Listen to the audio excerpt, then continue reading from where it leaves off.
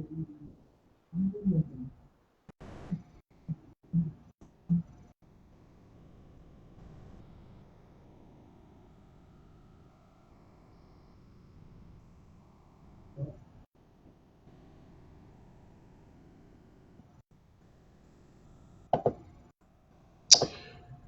evening, folks. Welcome to FMA Discussion. This is episode 444, and tonight we will have on Guro Raffy.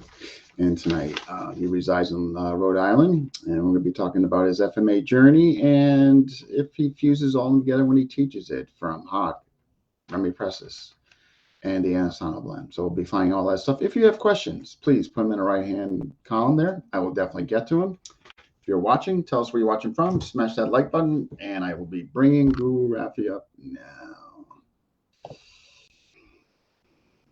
Hey, how are we doing today? How are you? I'm doing great here in wet Rhode Island. Sunny, not a sunny day today at all. Yeah, same here in Connecticut. Just damp, cloudy. Yeah.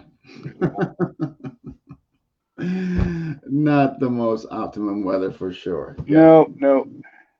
But we're kind of used to it. If you live in New England, this is what you get. And taxes. And taxes. And the weather will change in 10 minutes, so just hang on, right? Yeah, jeez. So welcome aboard. I'm glad we finally made this happen. And so let's kick it off. So Okay.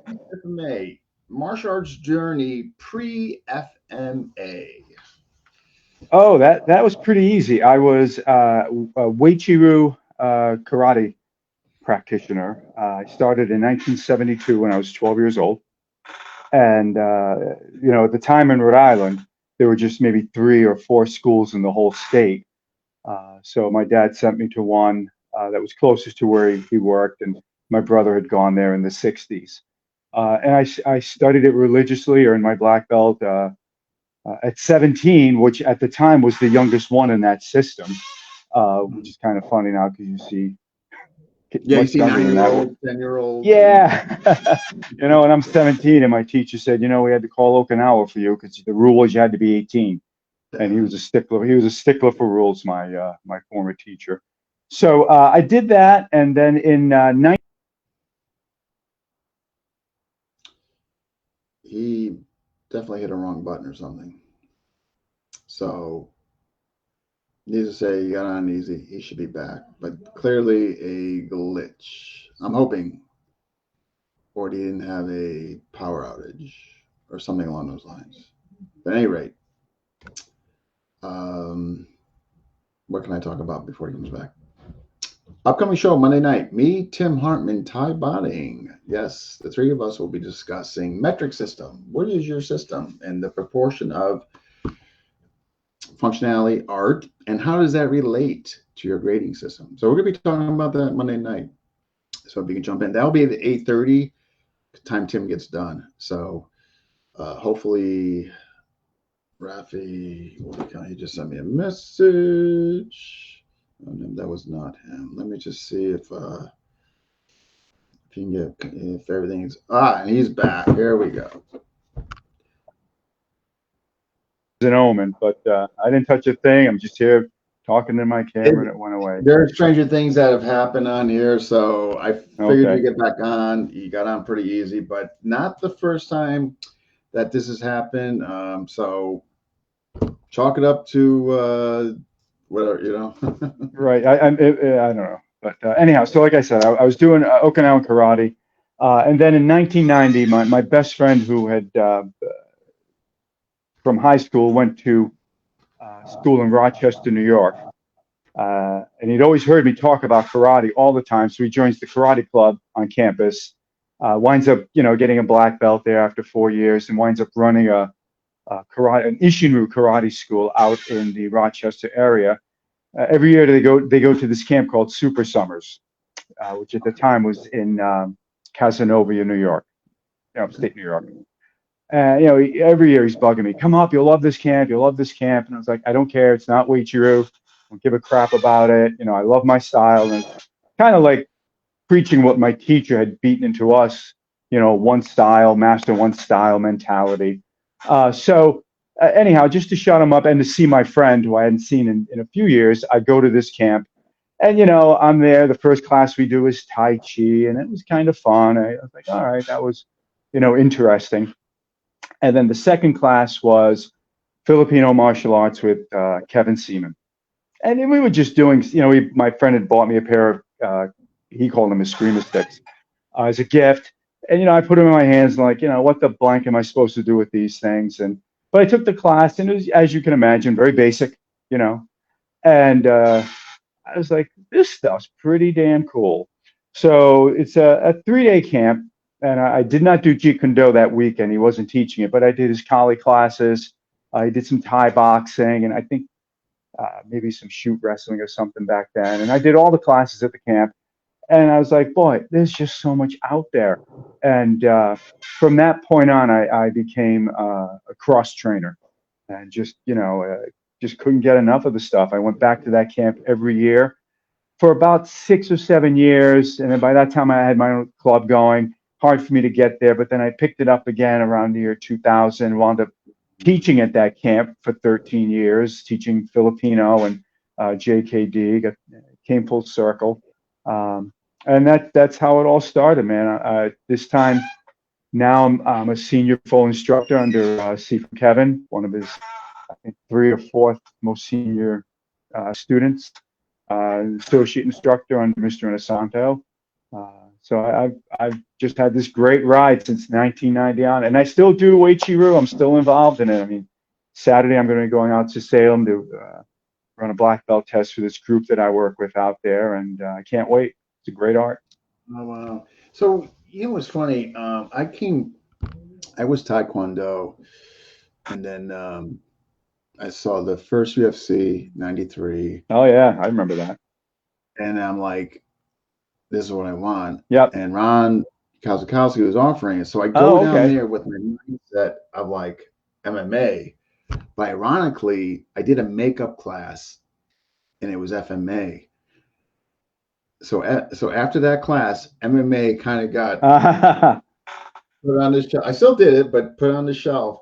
But ever since then, I just saw it. I'm like, he happened to be doing sticky hand knife, and I was done, bought, sold, and haven't looked back.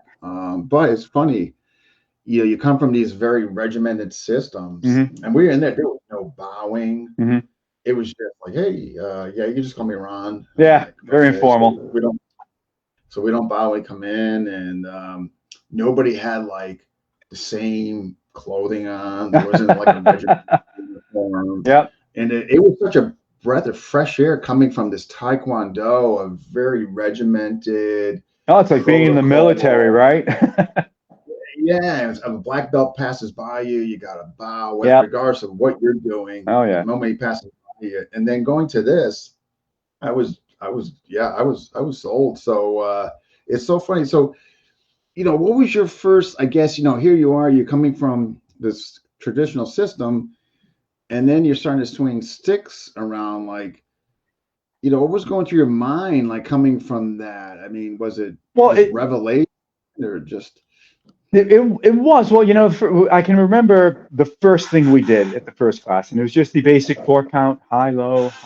And at the beginning, I'm like, well, all right, this is fun, and my friend he had done a little bit in his school. His teacher was dabbling in Screamer and, was teaching it in their karate classes. So I'm doing it, and I'm like, oh, this is kind of fun. We picked up the speed, and we're old buddies, so we're being competitive, and it was fun. But then, Sifu Kevin really started to explain what we were doing, how we were, hitting the limb, defanging the snake, and he talked a lot about the culture of the Filipino arts and the Philippines and where it came from, and it was just so damn fascinating. And the second class he did empty hands. And he did some flow drills, a hubad, a couple of other things. And then he just did, just some easy combinations of entering into the trapping. And it was just so different from everything I had done. It just drew me in. And I know sometimes over these many years, I've taught FMA to so many karate people, and it's a turnoff. They want that structured type of learning, that linear back and forth movement. But a lot of them, like me, just say, oh my God, this is just fantastic. It's just freedom, to move to the angles. That's right, though. Yeah, and for me, it was very eye opening. And of course, later on, I would curse my first instructor for being so close minded. I'm like, oh, we should have been doing this stuff, but Yeah, but no one was. Yeah, they know what they know, and they don't know what they don't know, and Yeah. they keep doing what is kind of been pushed upon them. And we got some folks saying hello. We got Eric O'Brien. How we doing? We got from Florida. We got Lewis from Philippines. Norman Taylor. Nope. Guru Terry from Stockton. We got Nathan, Sifu Nathan, and Renee from hello from the Antarctica. Hello. Wow, Antarctica. There you go. I'll try not to bore you guys. There, above Toronto, Canada. So yeah, I'm guessing it's worse weather than we got. So all right. So you're going up on the weekend. At what point, I guess, did you actually kind of pursue Sifu Kevin, where you want to become an official student and actually start pursuing rank? I had taken several years of classes with Kevin at Super Summers, as I had mentioned. I also went to his camp, the Northeast Training Conference, and that was just phenomenal. I mean, you've got Guro Dan, Larry Hartzell, Arjun Chai, and Francis Fong for 4 days. It's 4 days. Oh my God. And that was, I mentioned yesterday, you asked me the first time I actually met Guro, and it was at that camp in, I think, 1994. My buddy and I went to Super Summers, and he said, we should go to Kevin's camp because I think he had flyers out. I was like, yeah, I'll come back, I was just having so much fun with this stuff. So I went to Kevin's camp, and as I said yesterday, that first class with Guro is pretty much wasted. I mean, you're just there with the sticks. He's going 1,000 miles an hour. I can look back at those notes now as when I go through all my notes and stuff and the dates on there. And now it makes sense. I'll see those words that I'm just jotting down that he's writing down on his eraser board. And at the time, it's like just gibberish. And I think an hour later, basically everything he'd showed me, I'd forgotten. But his wife, Paula, did spend a lot of time in the corner where we were, because there was just a lot of karate guys there, and from that area that, Super Summers guys that were just so loving what Kevin was teaching. So we went to his camp. And she was there, and she gave us a lot of extra help. And that was, I realized then what a great teacher she was.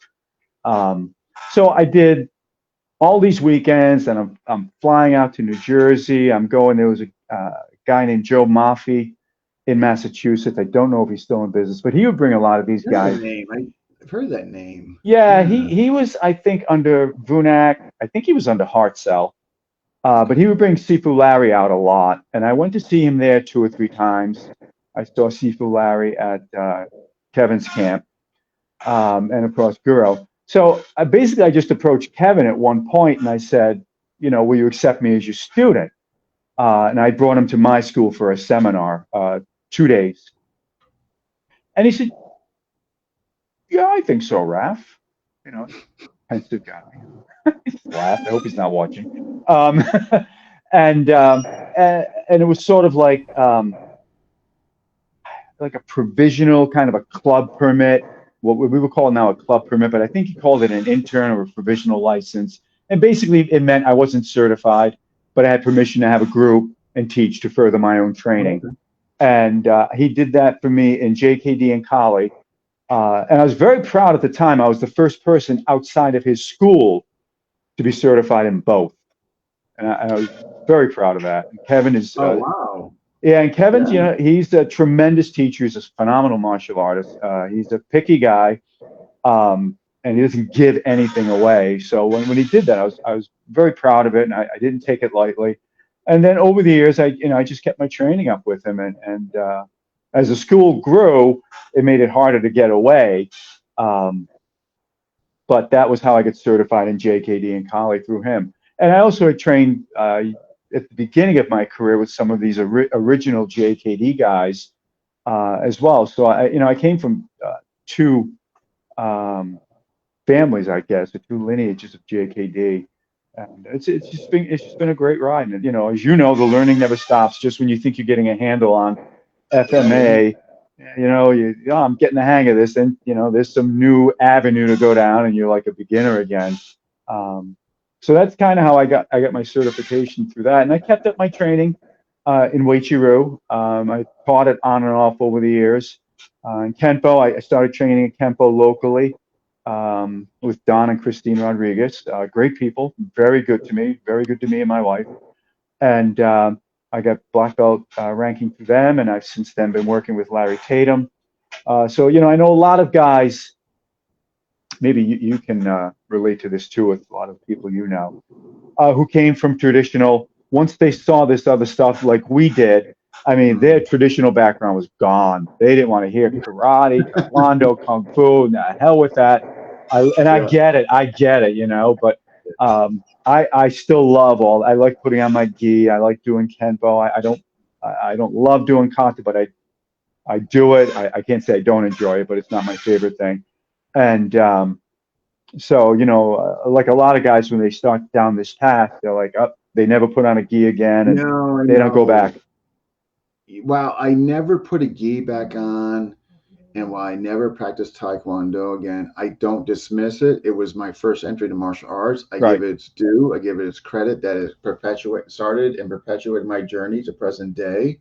So I definitely honor it in that regard, but I couldn't throw some of those kicks to save my life anymore. Well, I can't do that either. Yeah, so that would be a very ugly picture. And we got John Kuspis, and Norman is saying Kevin wrote 2 books. Oh, Kevin Seaman also wrote 2 books on JKD. He did. He wrote the 2. The first one is something he wrote way back in the day, because I remember when we were taking a JKD seminar, he had these videotapes at the time of Jun Fan Jeet Kune Do that he had done for Black Belt Magazine. And he was showing us like kind of a trailer.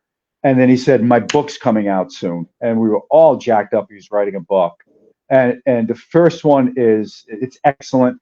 I mean, the second one's good too, but he used me in a lot of the pictures. So I found, a bit prejudiced with the second one. But they're both, I've got them both. They're great sources for JKD.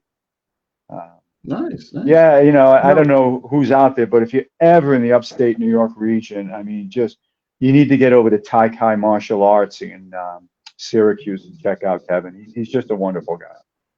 Yeah, I've heard nothing but I should get him on. I've heard nothing but great things about him. He'd be a good guy for this. You'd love. Yeah, Dwight Woods interviewed him a while back, and I think I remember Dwight. Yeah.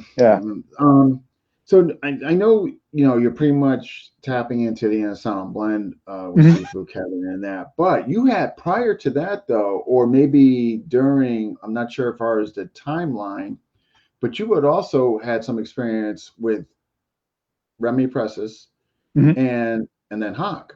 Exactly. So what about those two? What about those 2 lanes? I met Hawk shortly after I had met Kevin. And Hawk was involved with a Jeet Kune Do group, as well as I was too. And we got introduced because people, said, "Hey, we know you're into, Filipino," and Hawk's he was calling it our niece then.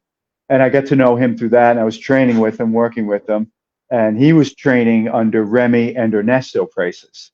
So he went to the Philippines a couple of times to train with Ernesto. And Remy, of course, was here. You didn't need to go to the Philippines for him. So I first trained with Remy in Massachusetts, and I was trying to remember the gentleman's name at the school. He was a very high-ranking man under Remy Presses. But I don't know if you ever had the chance to meet with Remy, but one time Hawk just sort of described him as the Frank Sinatra of our niece. And he really was. I mean, he'd work the room. He'd make said that. He'd make the jokes, and then he would do his family modern Arnis art, and you'd just be blown away by the damn thing. And you'd see him twirling that stick around, like it's a 1/2-inch piece of rattan, and then you pick it up, and it's 1.5 inches, and the thing weighs a ton. He locked me up more than once in his jujitsu. His jujitsu was fantastic. It's just not what he's known for. So I would say 5 or 6 seminars with Remy. I never did any with Ernesto. He wasn't in the country. And Hawk, I've known probably since 93 or 94. And I've trained with him regularly. We just had him in last weekend. So Hawk Run, he broke away from all the traditional stuff. And kind of, because he was in law enforcement for whatever 20 years or something. He was in the military, so he had a good background in that. So he basically took all this FMA stuff that he had from. He also trained with Vunak and a bit with Gurdan, the Remy Priestess brothers, and he took all that and condensed it down into a very bare bones, very effective method of stick, knife, and hand fighting. And I've got some ranks through Hawk too, but he's a great guy and he's got great stories, and he's taught me a lot as well. But it's just funny because the more you see, it's different but not different. You know what I mean? It's just all sort of variations on the same theme. And while he was teaching for so many years, very strictly civilian type hand stick knife. He's kind of come back now. The market's changed a little bit. He's getting a lot more people who want that kind of the Filipino experience. They want, the Sinawali drills, which he didn't teach because, they're as not. Opposed to more of his tactical. Yeah. Whereas that stuff's, more of what you can use readily. So, in law enforcement, they don't train Sinawali. They don't train stick and knife. But he's getting a lot more demand for that. A lot of his seminars now are geared towards just FMA. They want some of the classical. I got it. Okay. Yeah, they want the priestess stuff, and I'm glad too because it really, we have to keep that alive, especially now with so much popularity of MMA. BJJ, MMA. BJJ, sometimes I get, and they're so popular. Some of the traditional guys are getting worried maybe that was going to kind of swallow up that adult market. And I think, to a certain extent, it really has. You don't see too many guys who are 25, wanting to go into a Kempo school and put on a gi and a white belt and, do punches and blocks. No, you don't. But they go to an MMA gym and these guys are throwing boxing punches and kicks and all kinds of really dynamic movement. It changed the market a lot. I know, and not to digress here, John, but yeah, we're getting killed by. So you throw in traditional martial arts, you throw BJJ in there, you throw MMA in there, and then FMA. You know what I mean? Yeah. It's just I know, but this is why one of the reasons for doing the show is try to just not even remotely try to be competitive, but at least try to bring some attention to what we're doing. You know what I mean? Yeah. I spoke one time with Remy Priestess on the phone. It was the host of that seminar I'd mentioned in Massachusetts because I brought about 10 people and he was really happy I did. So he called me up and he thanked me and he said, I'm here with Professor. He'd want to say hello. So I chatted with him for a few minutes and he ended it by saying, Raffy, I want you to do something for me. I said, sure, what? He said, always spread the arnis. He said, this is what we have to do. We must spread the arnis. And he said, can you do this? I said, sure. And I've done it for all the obvious reasons, but that, kind of, I remember that a lot from time to time, just spreading. Yeah, it's imperative. Not just spreading it there, but getting our youth in there. And Renee is saying my video is choppy. Anybody else see if my video is choppy? If so, let me know. We got some new folks jumping in. Man, we got 20 people watching. Wow. Oh, great. I would imagine you get a lot of views after you upload it and over the next week. Yeah, that's true. So we got Renee, we got Norma Taylor. Yes, that was his first book. I'm just catching up here. Yep. This is always funny. I'm available if you need me to jump in, Renee. Actually, Monday night, Renee. I think you should jump in Monday night with. I think that would be more suiting. We got Gabe from Uh, Reno, Nevada. Who else? I just saw GM Ray Floro saying hello from Australia.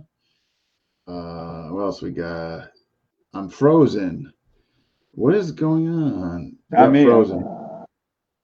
Yeah, it's got to be something going on with me. Why am I frozen? Yes, you do keep freezing. Am I still frozen, guys? Let me know if I'm still coming across frozen, because I will exit out and come back in if that's the case. Let me know if I'm still appearing to be frozen. And we got Bomb delay. Hello from the Philippines. Hello, sir. All right, all right. Yep, frozen. All right, so what I'm gonna have to do, Guru Raffy, I'm going to. So what I do here when this happens is usually it's just a dumb glitch. I'm going to just exit quick and come back in, but you'll still be here. And Okay. yeah, so even though I'm gonna disappear for like literally like 20 seconds, I won't go anywhere. I'm not going to run out. I'll have some water. All right. Yeah, take a nice water break. There you go. All right.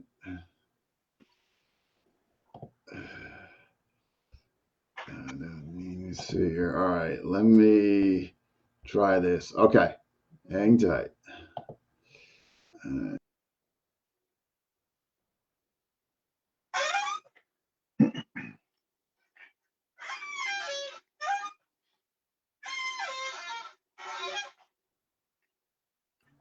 How about now? I should not be frozen now. Let's see what the feedback comes back as far as my hopeful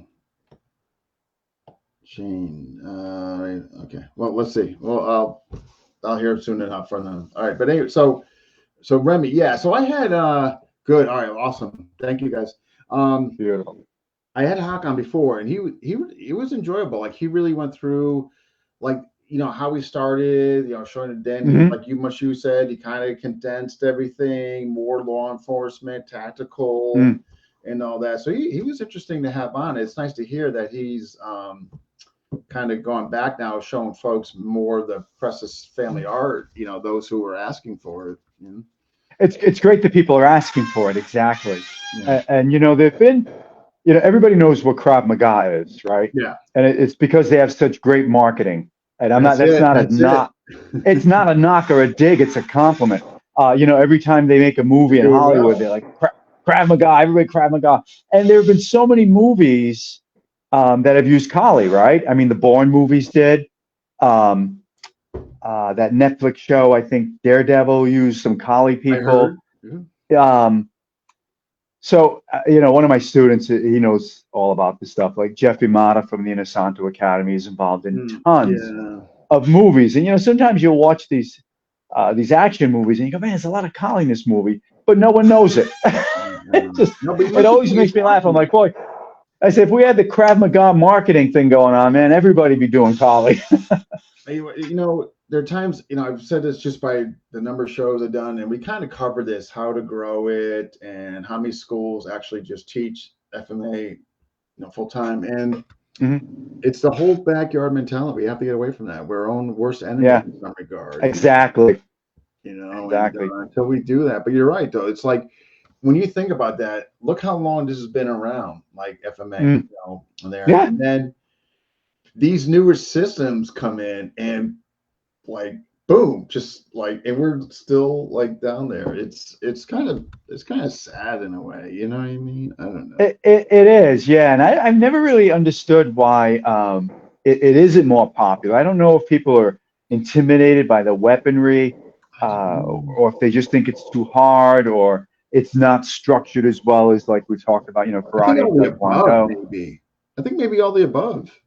Could be, yeah, a little bit of everything. Yeah, I don't know. But as you, I'm sure know, the people who do it love it. I mean, they just immerse themselves in it, and they tend to be fantastic students once they get past that first month or so.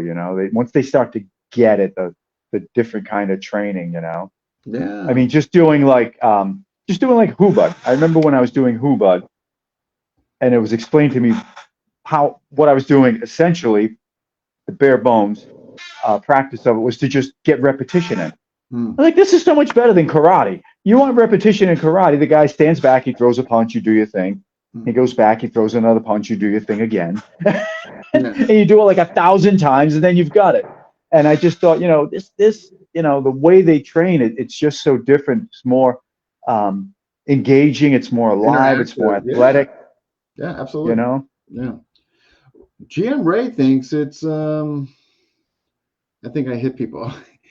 He thinking he hits people too hard. That's why people are staying away from FMA. Could be. Could be. That'll do it. Yeah, we gotta get more FMA program. But so when you all right. You have Hawk as instructor. It sounds like Kevin Seaman definitely is your main instructor in there.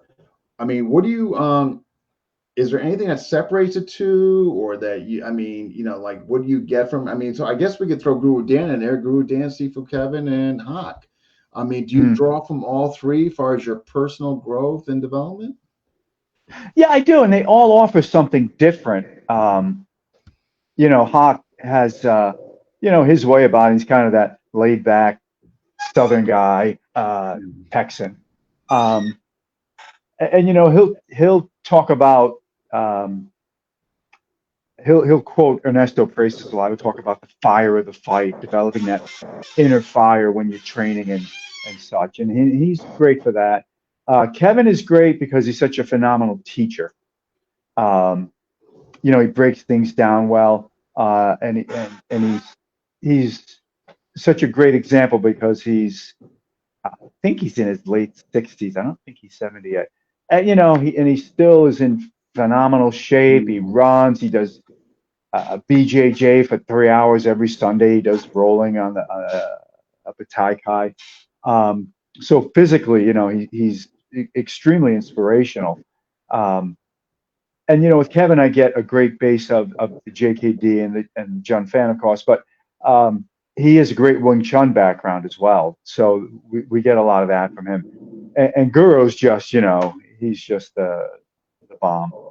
You just see that he's this walking encyclopedia. And I think what I like most about Guro is he keeps us grounded. He's just so humble and gentle in his demeanor. And he's apart from going really fast, he's a fantastic instructor. Yeah. You get saturated. And that's, I think, one of the best things I get out of Guro is he's just this wonderful man. And between the three of them, we talk about the mind, body, and spirit in all martial arts. And I think the three of them contribute to each one of those elements for me. No, I think that's awesome. I'm just making sure I haven't missed any comments or questions coming in. Right. No hecklers? No hecklers? Renee's always I don't. We got Kurt is here from Alaska. Emmett is here. Bonded. All right. Yes, folks, if you're watching, tell us who we're on. We got Frank. Okay, Frank's here. Good. I'm trying to. Hey, Frank. I haven't left anybody out, and I'm getting caught up. And we got Mark here. Oh, Nick Merchant. All right, guys. Awesome. Okay. When did you? So it sounds like you had a school that was open already pre your FMA journey. I guess the question would be would be, when did you incorporate FMA into your existing school? I taught JKD for about, I would say maybe 2 years. And at that point, it was actually Hawk.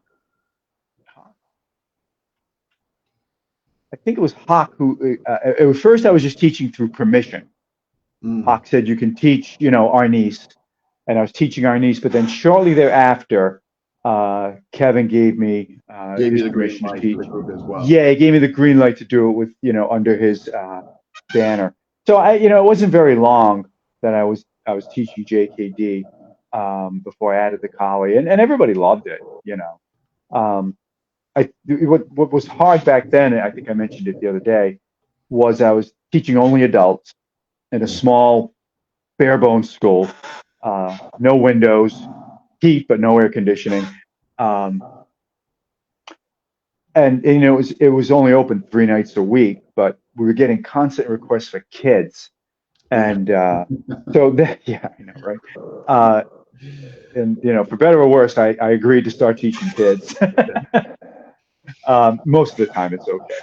But so what that did was it took me out of the JKD and FMA mentality and brought traditional martial arts into my school again, For kids. um, Yeah, okay. for kids. And then, you know, it morphed into an adult Kenpo program. Uh, so we wound up being three schools under one, you know, the JKD school, the Kali school, and the Kenpo school. And with the, you know, a kids program just in the Kenpo. Mm. And you know, I went to one of those many years ago. There was an organization called NATMA. I don't know if you remember it, National Association of Martial Artists, and it was a big organization, Okay. 2,000 schools all over the world. And I went to one of their business seminars, and the guy was really nice, Toby Milroy. I can't remember his last name. He was a hell of a nice guy, but he was asking different people about their schools, kind of like what you did, and he asked me about mine. And I said, well, we do, you know, da da da da da. And he goes, well, do you blend them? I said, no, they're separate programs. Like Monday, Wednesday, and Friday was Kenpo night. Mm. Tuesday, Thursday, Saturday was JKD and Kali. We had kids classes, and he was blown away. He said, you know, you're running three schools, three businesses under one roof. I said, I know, it's a pain in the ass. Yeah. And but he at the time, this was, you know, maybe towards the late 1990s. And this is a guy who's, you know, does business consulting and it's, you know, all his schools. And he said, I've never seen anyone do what you're doing. I think now a lot of people do, but at the time he was like, that's really unique. No one's doing it the way Yeah, you're but plus, doing it. and too, I think those type of business where they're helping school owners grow, get more in the business mindset orientation. I think they're mostly used to dealing with traditional martial arts schools. You know what Yeah, I mean? In the time frame you went there, you're saying JKD, yeah, you know what I mean? So yeah, right there, that probably, you know, so yeah. That blew him away. yeah, I mean, and I only know this because when I opened up my school in 2002, I was initially Taekwondo. I just couldn't teach anymore. My heart wasn't in it. I just couldn't do it. So when I made that transition, I was using kind of a consulting company. The guy, um, some guy, you know, say, you know, you should get out of these guys. They could help you. And the guy goes, "What are you teaching?" And I go, "MMA and MMA for kids and all that." And he goes, "Okay." Like just Yeah, exactly. and I mean, you know, I stuck with it. It grew and grew. But for the time frame we're talking about, for those businesses that are geared towards helping folks, and you mentioned so back then, which were eclectic, you know, they were. But oh, you gotta come. Oh, this guy's pretty cool. He's referring to you, Ryan. Oh, okay. Hi, Ryan. um, Morgan's got only about a stack sticks like knocks on the shelf. So you go, oh, all your sticks over there. Okay, he's referencing your shelf of sticks. Okay. Oh, that's my inventory. Awesome, awesome. There's also the Rat Pack over this shoulder. It's another love. You know. Okay. Yeah, Norman, they're mostly usually doing traditional martial arts. Yeah, especially now if you go back to early 2000s, like yeah. So, but so okay, so you're introducing JKD first, introducing FMA. You got Kempo going for adults. Adults can choose Kempo, JKD, FMA, two separate. You're finally surrendering to doing kids. Good word. And you're putting them through. What do you teach? Do you teach now? I mean, just Kempo or more the other style? The kids? Yeah. We teach them just some very little bit of some easy stick techniques like two-handed dos mano type things. Very easy to process. But I had in my previous location we did you know, a lot of schools do a black belt club for the kids. Um, we called it just the advanced class or something, or advanced program, and basically it was just a college class for kids. And it's purely experimental. I just wanted to see if these kids could do more than what we were teaching them. And I have to tell you, I was so impressed with some of them. I mean, they were doing heaven and earth. They were on their knees, they're standing up. They're like 11-year-old kids, and they loved it, but it was, again, hard to grow it. And, like with all kids, sooner or later, they wind up leaving and they kind of fizzled out. Like I mentioned the other day, my life would be a lot easier if I just had one program in my whole school and taught it to everybody. But I'm locked into this prototype now, and I'm kind of, for the most part, it's good. It's never boring. But like I say, as I'm getting older, it would be easier if I just taught everybody one thing. So with regards to the FMA, are you Mhm. primarily teaching in a sound blend, or do you have some Hawk stuff in there? Is it a blend as far as the FMA is concerned? It's changed. I would say it is probably 75% of the Inosanto blend, and the other 25% being like Remy slash Hawk, Ernesto. With Ernesto Freitas, we mostly do some of his Espada Daga because it was pretty cool. So I would say it's about 75% of what Guro teaches, and which is, a lot of my guys come to the seminars now. So when I go to see Guro, I don't have to go alone like I did at the beginning. So they'll come, and it's great because then that just reinforces everything we're doing. And when I go back to the dojo, yeah, I've got other guys helping me out with the teaching of it. So FMA is just this wonderful art, and I think the frustration comes because I just wish more people would get involved with it. I've never understood why it's not more popular. yeah, that's been brought up before, and maybe people have also wondered why and pondered the same question. Why is it? And yeah, I think it's due to a lot of things. I think the backyard mentality still. I think being the whole notion or perception of not, I don't want to wear it down, so I'm going to teach in my basement, in my Hmm. garage, in this backyard mentality, so to speak. And if I do have a commercial school, it's going to get watered down. So I think there's a whole issue with that, and you know what I mean. Whether Mm. regardless of what side you're on it, but my philosophy is I'd rather have see the commercial schools there because otherwise it's going to freaking die out if we're going to go with the backyard Exactly. mentality. You know what I mean? Yeah. Find a happy Yeah. medium. Yeah. It's interesting too because you've touched on commercial schools, and I think there is a stigma if you're running a commercial school and you've got Oh, a lot of totally. students and you're teaching kids that, like, it can't be good training. It can't be hardcore, Mm. FMA training. And as we know, that's just bull. That doesn't mean a thing. It's true. Look at Um, some of these young like if you okay, let's look at the whole aspect, quote unquote, of the commercialization of commercial schools. mhm. So if you got some BJJ, they're producing phenomenal youth coming up. I mean, Yeah. you're trying to tell me like these kids are not good? I mean, I say that because my son's in, and I see it. I see it Right. every week. These kids that are Yeah. what they're doing. I mean, Yeah. come on. And So they, they'll have 80 guys rolling on the mats in a class, and 20 guys waiting because there's no room. yeah, Yeah. Yeah. Funny. no, we gotta. It's we've had show. I tell you, we've really dialed in on this subject, and Tim Hartman came up with an interesting Oh, suggestion. okay. Yeah. I know Tim. And Tim goes, take the F out of it, martial arts. And Mm. when they get more, and okay, when they get more acclimated and all that, then you can kind of say, oh yeah, by the way, you've been doing FMA. But he said, you give them the whole gamut. There's Yeah. kicking FMA, there's punching in FMA, there's clinch work in FMA, some ground and like that, and just that.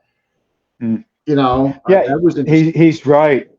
He's right. I Take the mean, F people out. go into a school, they don't know what the hell it is. Yeah, They want it's like when a mother signs up, she doesn't know if she signed the kid up. Like, okay, so they all can associate with name karate.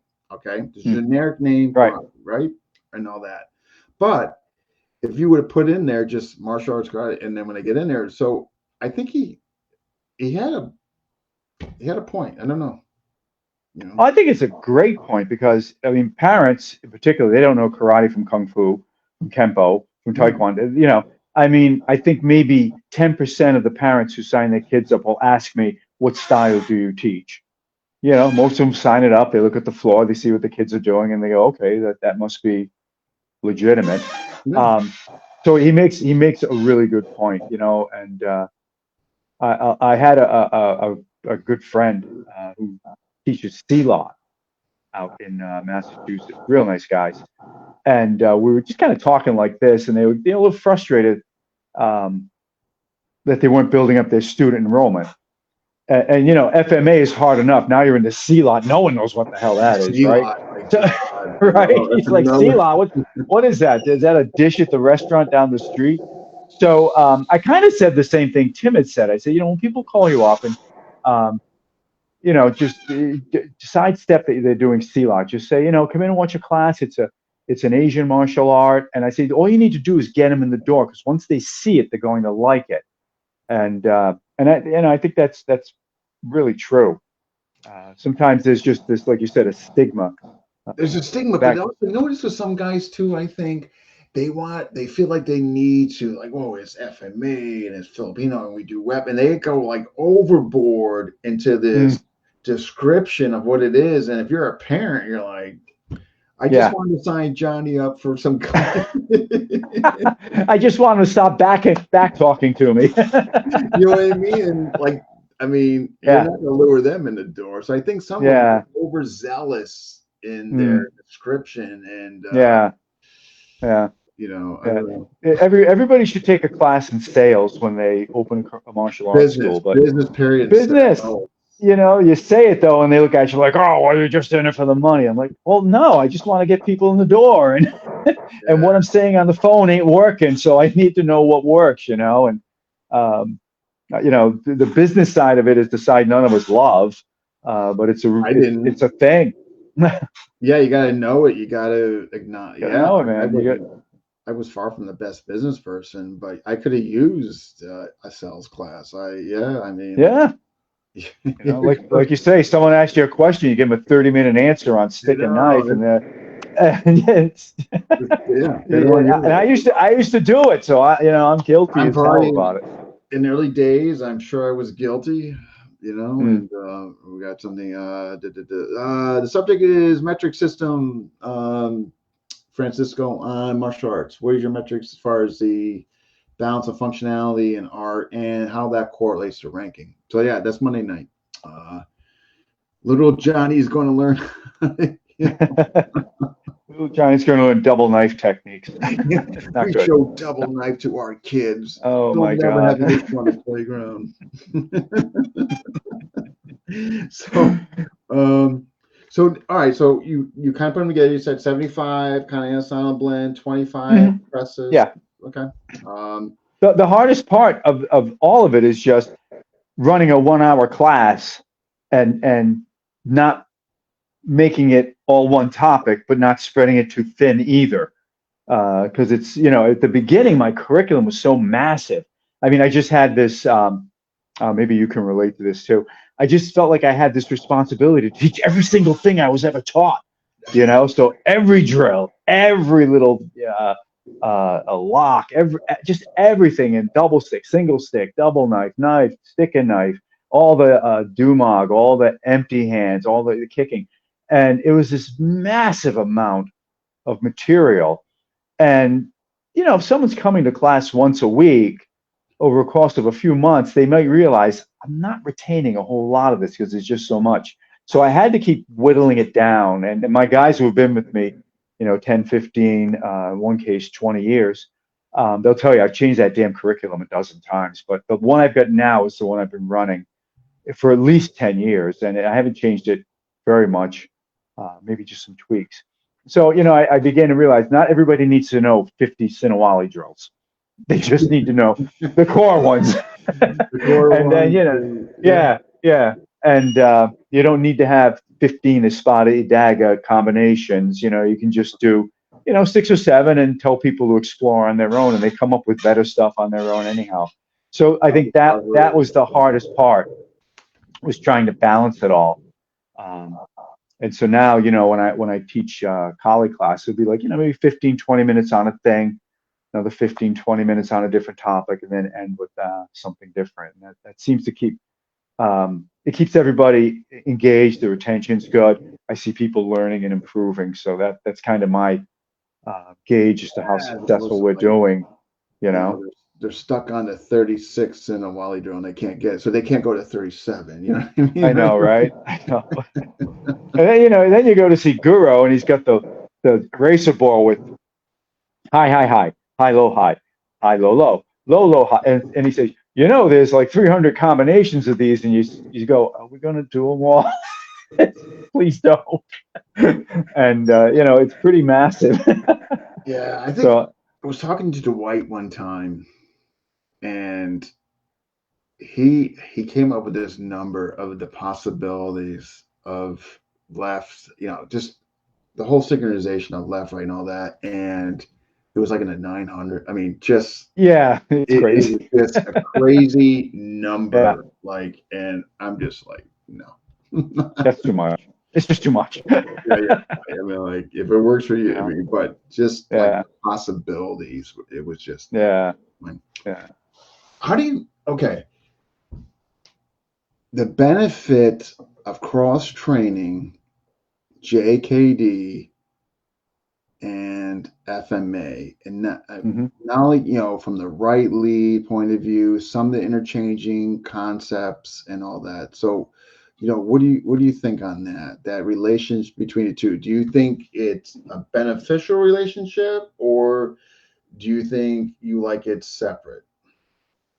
I like them separate, but then that opens up the whole can of worms with the JKD guys about the original and the concepts. But I think they're taught separately, but there's just so much overlap in a lot of the footwork and the way you move. If I'm doing JKD, you'll see that flavor of Kali in it, and vice versa.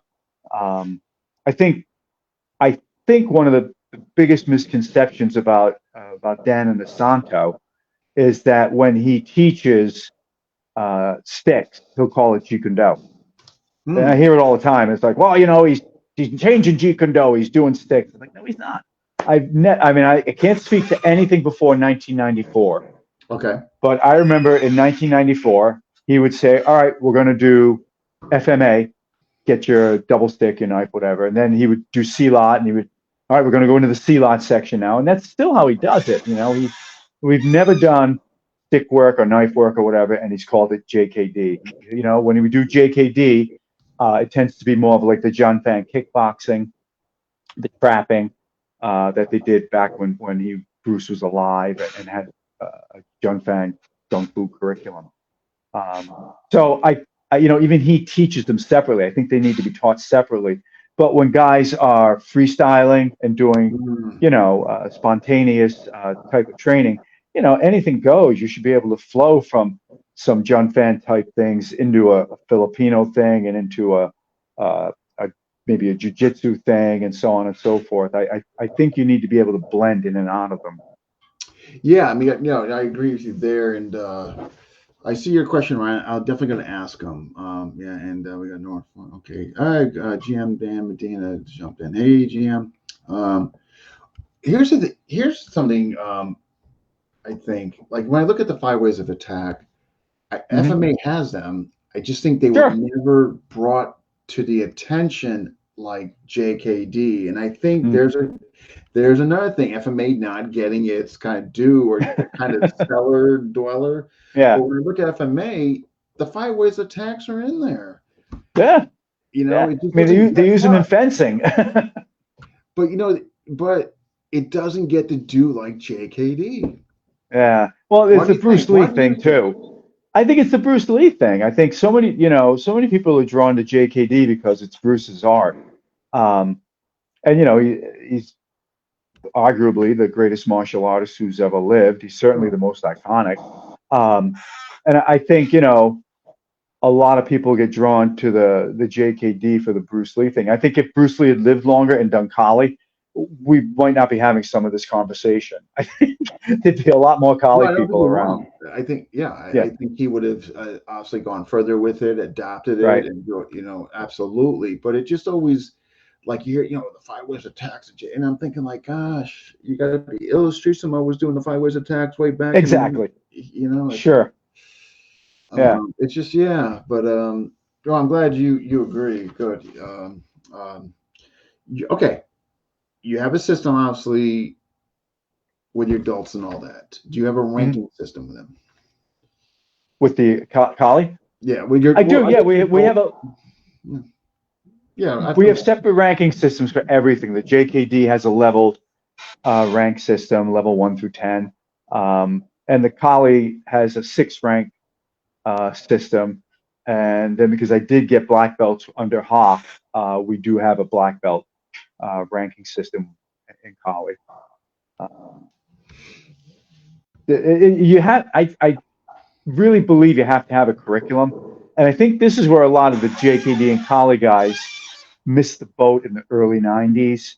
They just kind of, at least the ones I saw, were kind of winging every class. Well, today we're going to do some of this and some of that, and then we're going to do this and some of that, and then the next class was some of this and some of that, and there was no structure to the learning. One guy told me, he said, he was very angry at what I was doing. He's like, there's no structure in JKD. I said, well, you have to have a structured way of teaching it though. Otherwise, it's just a hodgepodge of whatever you feel like doing, and no one's learning.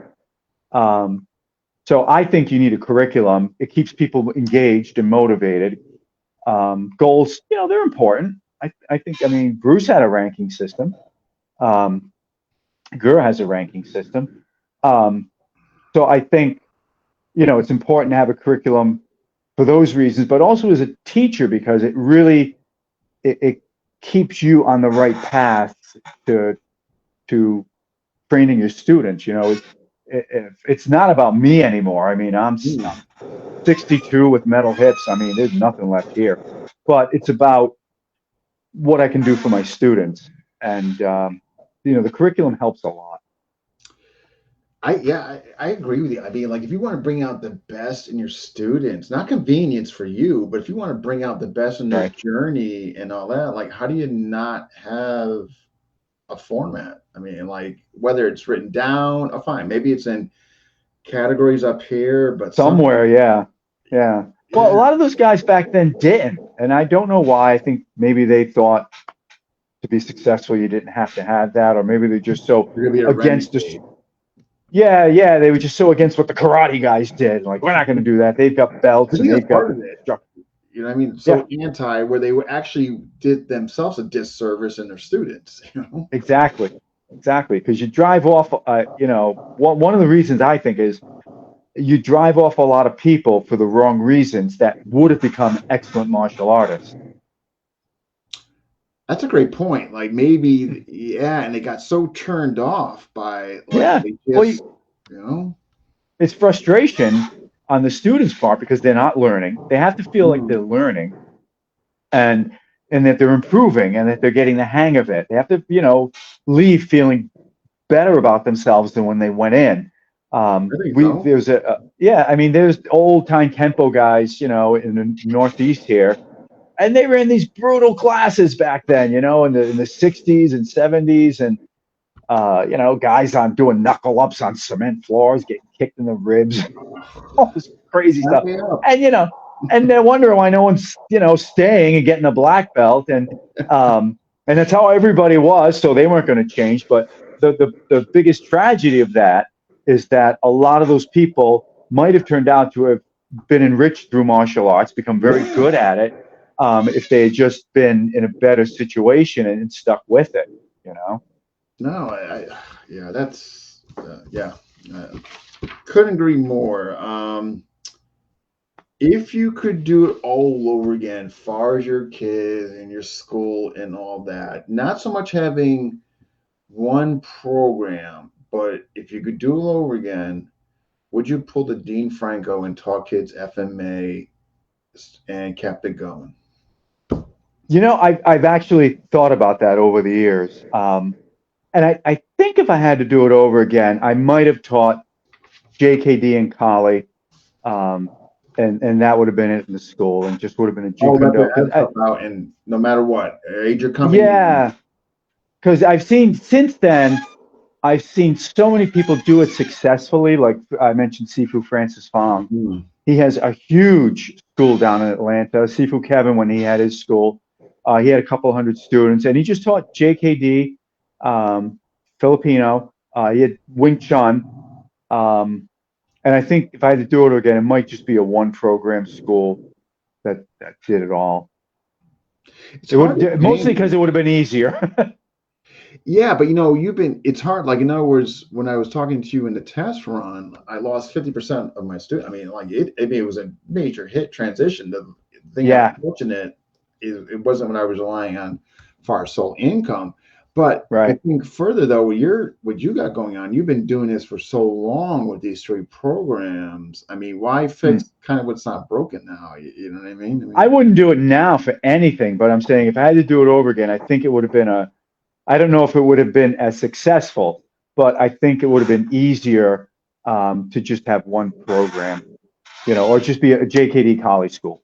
yeah. And you sign up Billy for 10 years old. He's going to wear MMA shorts, a sash, school T-shirt, and he's going You to do do all some this kind of boxing, stuff. some kicking. Yeah, Yeah. yeah. One of my students in Ithaca, he's from Rhode Island, but he moved to Ithaca many years ago and opened a school, and that's what he does. He has a Jun Fan program. He's got a great little kids program going there, and That's and cool. uh, It can be and they do done. great. No, it can be. Yeah, it can be. Yeah, It can be. absolutely. Um, Yeah. what's your your most popular class? Is it the JKD or FMA? For adults, definitely the JKD. Collie has had, I'd say in the past 2 or 3 years, I've seen some people come to my school looking for Collie. Sometimes they'll call it our niece or a scream or whatever. But pretty much prior to that, my Collie program was composed 90% of Jeet Kune Do students that added it on uh, to their training. But I've got a bunch, maybe a third of that class now, of people who just do Filipino and nothing else. That's good. So Okay. I really don't know why they called asking for that. Could be But maybe they caught on that was in the movie. Somebody might have told them that they saw the movie, and maybe. you I don't know, know. But it's great to see him doing it.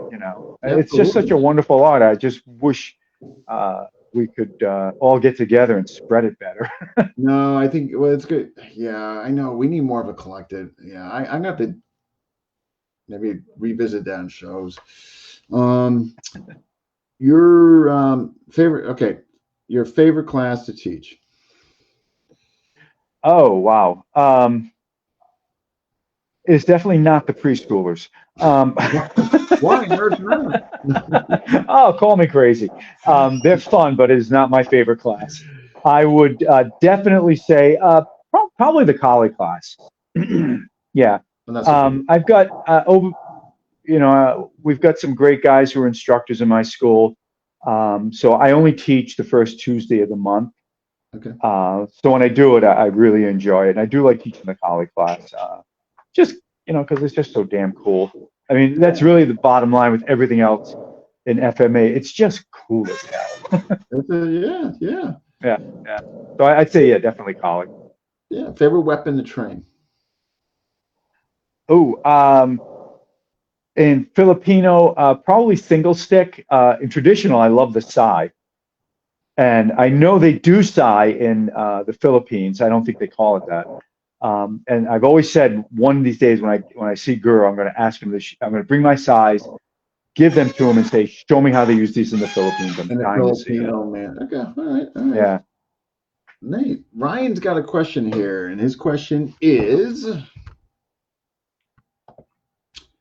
what's his favorite book in that bookshelf back there?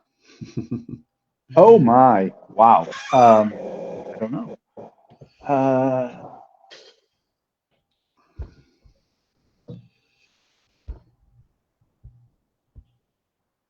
I will say I would say three in no particular order.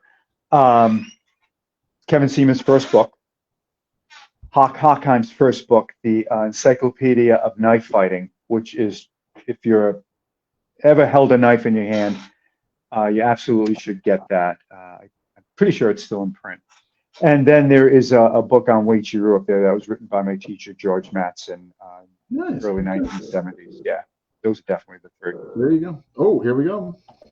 GM Ray says the Psy is brilliant for FMA. Oh, there you go. Someone has seen it. I'm Yeah. dying to see how they use it someday. I missed this one. Norman is saying there's over 4,000 actually combinations with some. Oof. Yeah, that's just scary. Mike, I don't need that. That's let's say okay. Hey, Your black before black belt got sold out recently. mhm.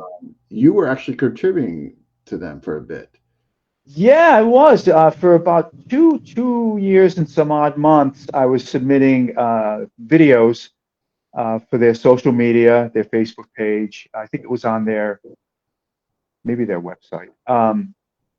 And they wanted originally it started out as just like a 4-part Filipino series because they were uploading so much karate and BJJ and MMA and all the usual stuff. So I reached out to him. I said, I've written some articles for you guys in the past, and if you're ever interested in something with the Filipino, I'd be interested in that. And they called me up and we talked on the phone, and they were agreeable to it. And after the fourth one, they were like, "Do you want to keep doing this?" I said, "Sure, we'll keep doing it."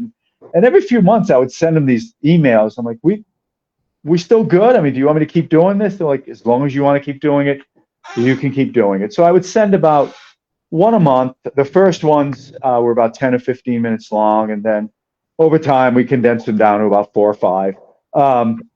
But they're still on their Black Belt Magazine page, and I would always upload them as well to my YouTube page. And they were great fun, and people loved them, and it was really a kick to, just see comments from people, in Africa and Indonesia and all these faraway places, just thumbs up and commenting. Yeah, there was always one or two hecklers, but you take them for what they are. But there's always one. But nothing else to do at the time. But it was just really great to see, something like that was being seen all over the world. And again, just trying to spread the art that we love. And I didn't know they got sold into recently. That was I wondered what the big shakeup was. Yes, it definitely. As a person who was submitting a lot of content like yourself told me, and I get it's a done deal. I have not heard what the future plans are or what they're going to do. Right. But definitely, kind of done. And matter of fact, folks. In the comment section, I'm sharing right now Guro Raffy's YouTube channel. Oh, thank you. Actually, get to see what he actually contributed to the Black Belt magazine there, and it is coming right. Black Belt magazine there, and it is coming. I got over here. Here we go. Okay, perfect. Excellent. Thank you. I appreciate that. Oh, yeah, no worries. They were fun. They were fun to do. A lot of work, but they were fun to do. And the guys who did them got a real kick out of it too. They loved it. Yeah. So I don't know. Century owned Black Belt, and I don't know. They did. Yeah, and I don't know who they sold it to. It's too bad. Tim, actually, I have the name somewhere where they sold it to, and the big thing is. Nobody just seems to know what the future plan is. Exactly. That's the impression I've gotten. Yeah. So, but fortunately, definitely sold. What let's say here. What do you got cooking in the future? I mean, now that Black Belt kind of was sold and all that, but like far as what you got going, maybe future far as personally, your school or the school, we're just we're just plugging along, always looking to improve how we teach, what we do, make our programs better. But I think the biggest thing I would say I've got cooking is I did about 8 or 9 martial arts camps here in Rhode Island, and they were open to anybody who wanted to come, and they were like a very mini version of Super Summers, which a lot of guys have done versions of Super Summers, and they've done them very well. But I brought Francis Fong in one year. I brought Sifu Kevin, and I had Hawk as one of the headliners. And basically anybody who wants to come to it can. I think the best, we had 150 people one year. That's all right. Yeah, it was. I had it at a hotel in the Crown Plaza here in Rhode Island. And basically every hour, hour and a half, we'd have 3 or 4 people teaching different arts. And we take a break, and then next session would start. And I got away from it for a lot of reasons. Mostly, out of frustration at the lack of openness of the martial arts community. But I have been getting the bug to try it again, and so I think that might be my big event for next year. I mentioned it the other night. My next to the last camp, I had Taki Kamara. I mean, Taki Kamara had never done a seminar anywhere. Yeah. Anywhere, and everyone, including Dan and Asanto, said, "How the hell did you get him to leave Seattle?" Because his whole JKD philosophy was, "I'm in Seattle. I have my school. I stay here. You can't get into this school unless you have an invitation or you know someone. Yeah. If you're a black belt in anything, he won't take you as a student." Yeah. So he was, I guess he's just so damned off limits. No one ever asked, but I just called up and I said, "Hey, I've got a school in Rhode Island. I'd like to bring you in for a seminar." And they were like, "Okay." What? Yeah. So I was the first person in America to bring Taki Kamara here, and we just crushed it. I think we had 85 people at that event in my school. I didn't have it at the hotel. I should have. You couldn't have fit 5 more people in the room. And he just, it was fantastic, John and Tim Gillette went to that one. Tom and that's where I met both of them. I don't think I met Tim Gillette before that, but I knew him through reputation. But I met John, and great guys, both good sources of martial arts for sure. And we just had a great weekend, and Taki had a great time. He was here with Andrew, his son, and 2 of their senior students. And they just put us through all this Seattle JKD from the 60s, and it was wonderful. That's amazing. So I've had the bug to do that again. I'm not sure who I'm going to get, but I've got some ideas. One of the things I was talking to, I got to reapproach it with Tim Gillette, but one of the things, and we were looking to do is kind of like a Rhode Island thing with, I was going to come out there. It was going to be me, Tim, John Koufis was going to teach something, and your name came up. So maybe the 4 of us can do something. I'm in. Put me in. Yeah. I'll form a group message, maybe next spring. That'd be fun. That'd be fun. There, we'll do whatever. That could be fun. Yeah. Well, if we do it, you have to do some of the Tatangula Street-Sumo. I want to see that. Have to do some of that Tatang. Yeah, that's what I want to see. Speaking of who is here, John. Yes, that was an incredible seminar that opened up many doors to me and friendships I keep this day. Right on. That'd be fun. John Cuba. Okay, yeah, that was fun. I felt bad for the guys. I said to Andrew and Sifu Taki, they were like, "Well, what do you want us to do?" Like they had no clue. And I said, "Well, just do a class like you would do in Seattle." Well, I know that classes started with 45 minutes of boot camp calisthenics, and it's kind of a shock to everybody. So the next day I was like, "Just do what you did yesterday, but no calisthenics." The guys didn't pay to come and do push-ups. So I don't know how John dealt with that, but everybody's working their ass. Yeah, but we should definitely do that. Like, it's on the agenda. Like, be kind of neat there. Where all of us could do something together. That'd be fun. Yeah. That'd be fun. We could finally meet, because I've always heard about you. I just never was able to cross paths and all that. But well, I'm glad we did. We're too close to not touch hands or get something going. You know what I mean? Do you ever see Ron ever, or? I talk to him every once in a while. He's really been, with Jesse, again, the fight game. So I think that's where a lot of his attention's been at. And then, of course, TFW weapons. Yeah. Yeah. So between the two, I think that's been pretty much keeping him busy. Yeah. He's not teaching too much anymore. No, he is. Yeah. Good. He's a good source. Yeah. No. I mean, I think he made senior instructor on a hard sell.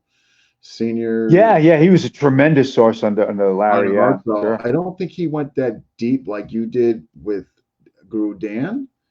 I don't know. I know his name comes up a lot when people talk, when the hard sell people talk, they'll mention Robbie. Definitely hard sell. He was Yeah, definitely senior in there. yeah. I don't know. I don't think he gets certified under Guro Dan. I'm not sure. If he did, it was the first entry level.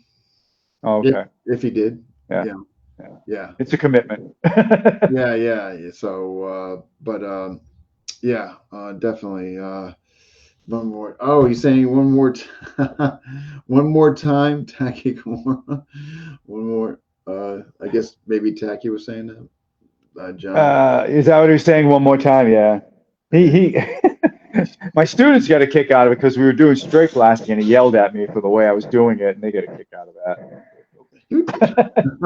That's I just said yes, Sifu. I won't do it that way like, again. right in front of your student body. Pretty much. Yeah, I guess we were trying. We made these T-shirts up, and I asked the guys in Seattle. I said, "Is there something he says in class all the time that I could just kind of stick on the shirt under his face?" And they're like, "No, nothing really." I said, "Sometimes he'll say keep punching." And I was like, "That's not the greatest thing," but we put keep punching or something like that under the shirt. And then in the seminar, he kept saying, "Do it right or get the hell out." And the guy said, "Yeah, he says that all the time." I said, "That was perfect. That's what I would have put on the shirt. Do it right or get the hell out." Yeah, he was a really, really nice guy, but he was feisty, you know. Oh, Tim Arman. Oh, Tim Arman. Hey, Tim, how you doing? And well, this is awesome, man. I appreciate you coming on. This has been, I was glad to do it. This was fun. Yeah, and so look for the group message. I will look for it now. I'll be looking forward to the spring now. Yeah. With the holidays coming around, nothing's gonna happen now. Nothing's happening now. I got 6 grandkids. I have no life till the spring. You got 6? Yeah. Oh. You want a couple? Yeah. My wife will kill me. I'm not in the market now. I could be though. That's freaking wow. Yeah. 6. Yeah. 6. God bless you. Pretty sure we're done. They're great. They do sticks with me too. When they're here, they'll say, I call them karate sticks. And they'll say, Pop. Yeah. Oh, it's great. We come down here in my basement, in my office, and they'll say, Poppy, can we do karate sticks? And I've got some, the thin half-inch ones. Yeah. And I cut them down to 24 inches, and they do the double stick, and I'll put it up on Facebook. Sometimes they're still in their pajamas doing it. It's hysterical. Next time I do it, I'll tag you. Oh, man, that's great. Oh, we got it. Look at this. Great episode, fellas. Thank you, guys. Great. I hope I didn't bore anybody. Part 2, yeah. I'd definitely be more than happy to bring Raffy back on. Absolutely. Yeah. I'd be happy to do it. Part 2 will be us out in Rhode Island on the scene seminar. Interview. Yeah. Seminar/interview. There we go. That's what I wanted to say. Awesome. Well, hey, sir, I appreciate it. You take care. If I don't talk to you, besides a group message, by all means, I hope you have great holidays coming up. Same to you. Happy Thanksgiving and holidays. And thanks, everybody, for tuning in. Yeah, absolutely. There are a ton of comments. All right, so you take care. Excellent. I'll be in touch. Thank you, my friend. Have a good night. Right. Take care. All right, folks, that wraps up 444. Who is next? 445, Monday night. Tim Hartman, Ty Botting. We're going to be talking to about, again, metric system. What is the balance of your functionality / martial art that you teach, whatever you teach, FMA related, and the correlation to that to your grading system. How do you grade? Do you grade based on the percentage of art or based on the percentage of functionality or both? So that's stuff we're going to be talking about Monday night at 8:30 is when Tim will be available and Ty. So if you're not doing anything, come check us out. That will be here, live on here. They will be joining me. So it'll be the 3 of us. And if somebody's, who knows, Renee could sneak in there. You just never know. But if you have questions for that Monday night, please let me know. I think it's going to be a great episode. And actually, I'm only keeping the questions to like 4 or 5. because I want them to really dial in on it as opposed to kind of throwing a bunch of questions in there and we're kind of dodging around really the bullet points. So this is going to be kind of zeroing in on that in there. And so if you guys got some ideas or questions or things that you would like us to touch upon in regards to that, do let us know. You can let me know, message Tim, message time. But until then, I'll see you guys hopefully Monday night, 8:30. All right.